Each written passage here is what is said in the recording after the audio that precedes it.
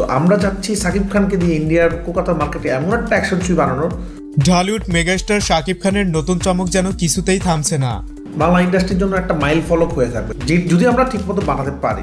শাকিব খানকে নিয়ে আবারও বিশেষ একটি চমক দিলেন দেশের শীর্ষ নির্মাতা রায়হান রাফি। দীর্ঘদিন যাবৎ শোনা যাচ্ছিল রায়হান রাফি শাকিব খানকে নিয়ে তাণ্ডব শিরোনামের একটি সিনেমা করবে। আমরা চেষ্টাও করছি, বাংলাদেশের বেস্ট টেকনিশিয়ান, বোম্বের বেস্ট টেকনিশিয়ান, হায়দ্রাবাদের বেস্ট টেকনিশিয়ান। অবশেষে মুক্তি পেল ছবিটির ফার্স্ট এআই লুক। মুহূর্তে এই লুকটি ভাইরাল হয় সোশ্যাল মিডিয়ায়। এর আগে কখনো শাকিব খানকে এমন লুকে দেখা যায়নি। গত বছর এবং এবছর জুড়ে ঈদের সিনেমা মানেই ছিল শাকিব খানের জয় জয়কার। সম্প্রতি রায়হান রাফির স্টেটমেন্ট অনুযায়ী জানা গেছে ফেব্রুয়ারির শেষের দিকে তার নতুন সিনেমা তাণ্ডবের শুটিং শুরু হবে।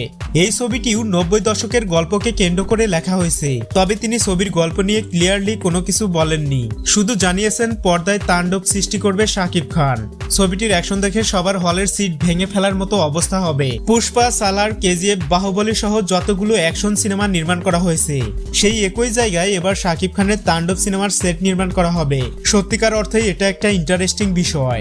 ভিলেন হিসেবে এবার সাউথের কোনো বড় মাপের তারকা থাকতে পারে তাণ্ডবে। ছবিটিতে নায়িকা হিসেবে কে থাকবে এটা এখনো ক্লিয়ার হয়নি। যতদূর জানা গেছে ভারতীয় কোনো জনপ্রিয় অভিনেত্রী থাকবে এই সিনেমায়।